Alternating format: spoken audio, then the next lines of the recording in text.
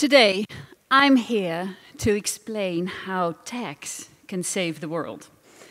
I know, that sounds incredible, but over the next few minutes, I hope I can make you see the beauty of tax. First, let's take a quick look at how our economy works. We live in a linear economy. We take resources from the earth, we make products, and then we turn these products into waste. It's a take, make, waste economy.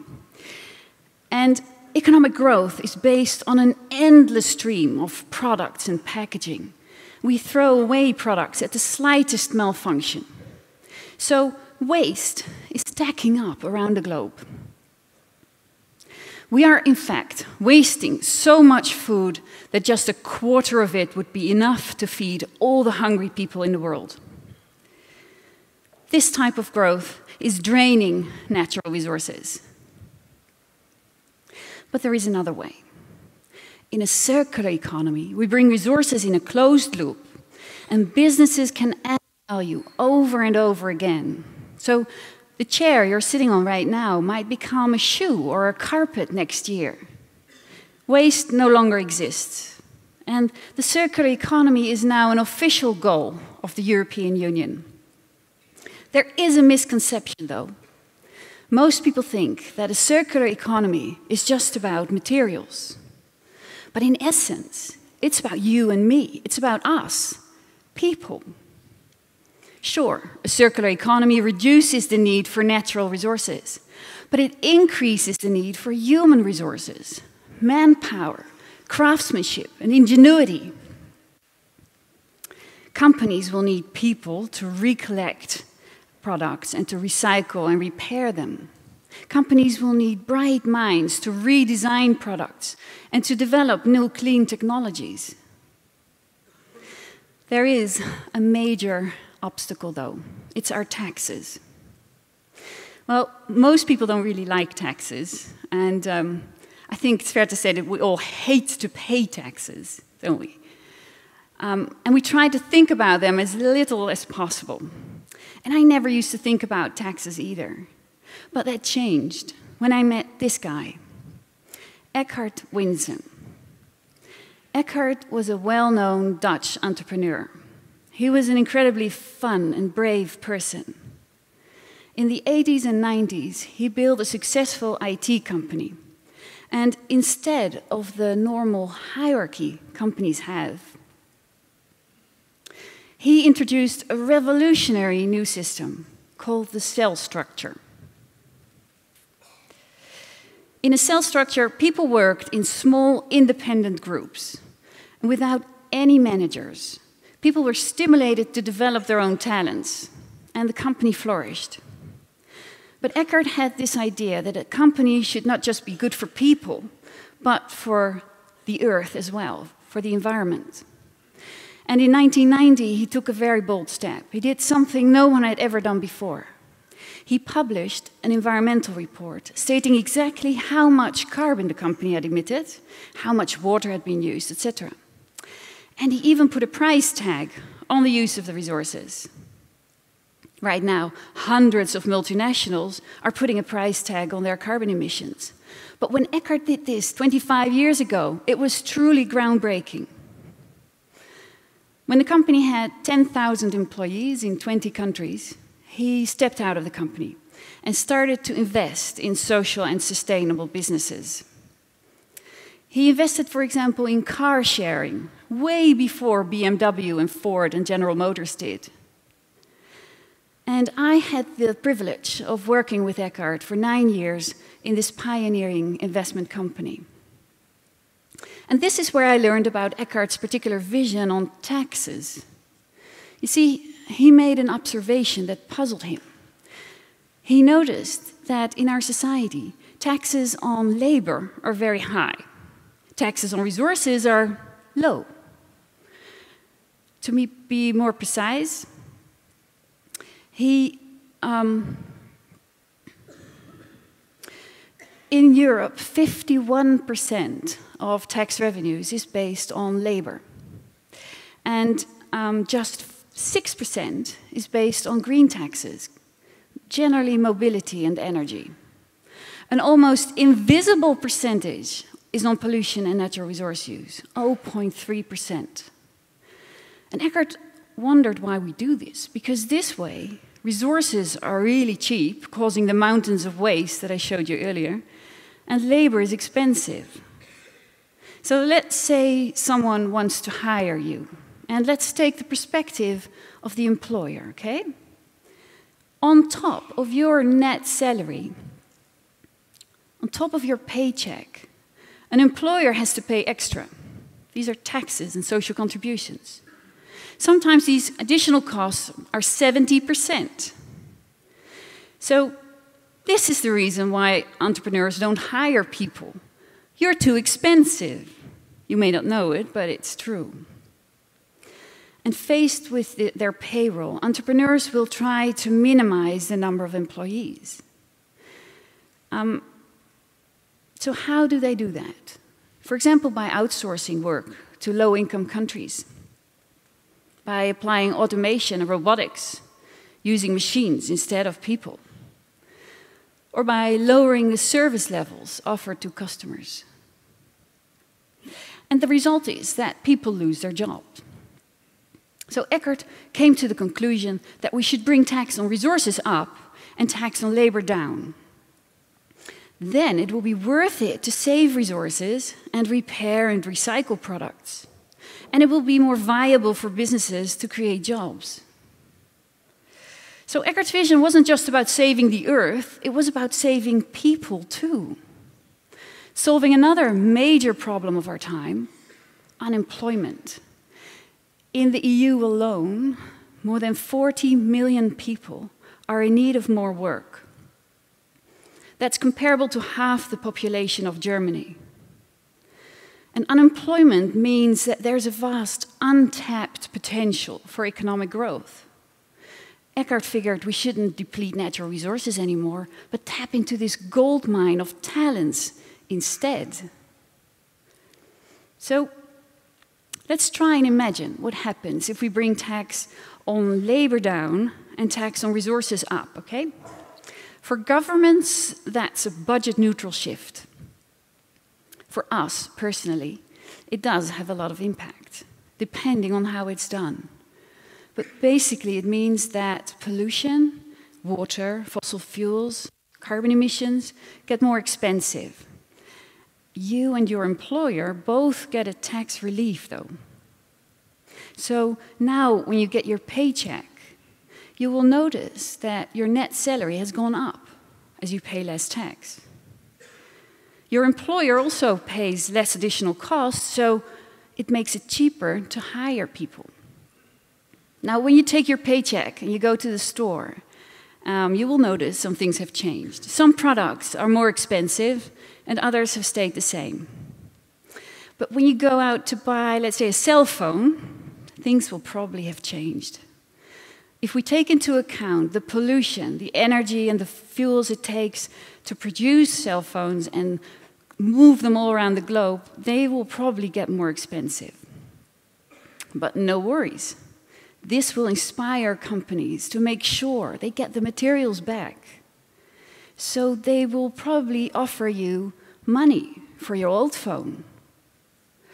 Or they will offer you a lease contract to make sure they get your cell phone back at the end of the line. Or they will start using modular systems like Fairphone, offering to repair and modify or upgrade your phone. And instead of metals and plastics, they will probably develop bio-based materials like bamboo. So our options change. Entrepreneurs are very creative at developing new business opportunities. And we probably can't even imagine half the new options yet. So Eckhart envisioned this kind of growth based on people adding value rather than on resources extracted from the earth. In 2008, Eckhart Tolle passed away, which was very sad. I remember during his life, he tried already to live his vision.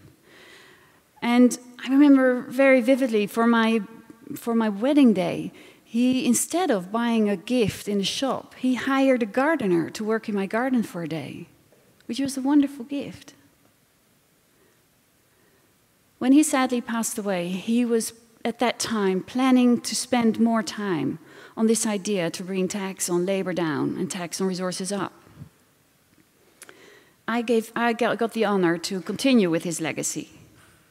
I have a background as a political scientist, trained in environmental studies, so I've always been fascinated about this question, how we can develop more just and social and environmental friendly societies. So when I first started this journey, I figured this tax shift must be happening everywhere. It seemed so logic. And yes, there was a lot of reports and studies on it. Major institutions like the OECD, the IMF, and the European Parliament have all published about it. And economists even call it a no-brainer. In the 1990s, 6 European countries took steps to shift the tax burden away from labor. And ever since, the European Commission has been calling member states to continue to implement this tax shift. But then I found out that in practice, labor taxes are still sky high, and natural resource taxes are at their lowest level in more than a decade. Exactly the opposite of what everyone wants to achieve. Even worse, we are subsidizing pollution. Global fossil fuel subsidies, including tax breaks, are $5.3 trillion per year. That's more than all governments spend on healthcare. So why don't we just change this? Well, most people will argue that it's just too difficult to take that leap, that it's not realistic. And there's a lot of fear. Politicians are afraid to tell to voters that some things will get more expensive. Entrepreneurs are afraid because a tax shift changes everything. And fiscal experts are afraid for instability of the treasury. And I think it's fair to say that we're all afraid of change. But something has to be done. We've created a system that stimulates businesses to make people redundant. But people don't just disappear. Unemployment has terrible effects, as we all know. It has a negative effect on your health and well-being. It causes poverty, despair, and social unrest. With more unemployed, more people need benefits. And governments are desperately trying to cut back on social security just to balance their budgets. To make things worse, on a global scale, the challenge of unemployment is massive. Right now, more than half the world's population is under the age of 30. This generation is higher educated and healthier than all generations before them, and still they don't manage to get decent jobs. According to the ILO, over the next 10 years, we have to create 600 million new jobs. So how on earth are we going to build more inclusive societies that enable all people to participate and develop their full potential? One thing is clear. The rules of the game need to change. And as taxes play such a fundamental role, that's where it starts. And to contribute to this challenge, I co-founded the X-Tax Project Foundation 7 years ago. It's our mission to show how a tax shift can work. And I'm extremely proud that we have the largest tax firms in the world helping us with that. And together, we have developed a tool that demonstrates how governments can put it in practice.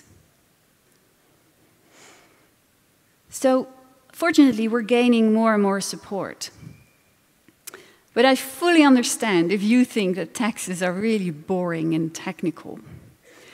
Most people will think that, but most people will start to love this solution once they realize how it improves the quality of life, when we focus on what we gain rather than on what we lose. And one important thing we gain is that organizations can afford to spend more time with their clients. This means there's more room for personal attention. And when you think about it, this has a lot of impact on your life. When you dial a help desk, instead of being put on hold, a person can actually help you. In education, your children can be in smaller groups with more teachers to attend to their personal needs. And in healthcare, your doctor might be able to make house calls again. Not sure he will look as happy as this guy, but really, we could have higher quality, personalized healthcare. But really, all labor-intensive sectors can flourish. Innovation is done by people, so we can have more scientists working on clean technologies and developing cures for diseases. Production facilities don't need to be outsourced, and more police can be out on the streets, keeping you safe. More people can afford to hire handymen or craftsmen to have your house redone. And more people can hire maybe personal trainers to get fit and healthy. More people can make a living with their creativity in the arts. And it really basically means that you can enjoy more personalized, custom-made goods and services. Now remember I told you about the fear of taking that leap to the new system? Well, it's time that more people see the beauty of a new system so they can get over that fear. And remember I told you about the gardener Eckhart gave me as a gift to work my garden? I thought he just clipped the grass and cleaned up the garden really nicely, but then spring came, and suddenly the garden was filled with flowers. The gardener had planted them. It was a long-term gift that continued to grow year after year. And I thought, what a wonderful metaphor for the power of Eckhart's vision. For people to flourish in the long run, we need to save natural resources and build economic growth on the talents and capabilities of people. To plant the seeds for that kind of growth, taxes are the best tools we have. And that is the beauty of tax. Thank you.